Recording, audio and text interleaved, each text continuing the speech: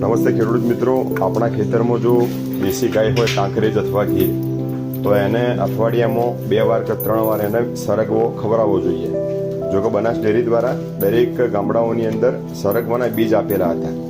આ સરગવાના બીજથી ફાયદો એ થશે કે જો ગાય માતા સરગવાના પાંદડા અથવા ફળીઓ ખાશે તો એના સરગવાના મલ્ટીવિટામિન્સ જે હતા એ ગાયના દૂધમાં આવશે અને ઘીની અંદર આવશે. તો દરેક લોકોએ પોતાના પશુ એટલે કે ગાય માતાને પણ આ પ્રકારના સરગવો એને ખવડાવવો જોઈએ. આપણે સૌ જાણીએ છીએ કે અત્યારે સરગવો એ મલ્ટીવિટામિન ફૂડ તરીકે ઓનલાઈન પણ વેચાય છે અને એની ખૂબ જ મોટી કિંમત મળતી હોય છે. એના પાવડર બને છે, એનાથી ટેબ્લેટ બને છે. પરંતુ ખેડૂત તરીકે આપણા ખેતરમાં જે ગાય માતા છે, કાંકરેજ અથવા ગીર જે પણ હોય, એને આપણે સરગવો ખવડાવીએ, એનાથી એને પણ બેનિફિટ થશે. એમાં દૂધમાં એના કન્ટેન આવશે અને ઘી પણ ખૂબ જ સારું બનશે એની અંદર. તો દરેક ખેડૂતોએ આ પ્રકારે સરગવો પોતાના ગાય માતાને ખવડાવવો જોઈએ.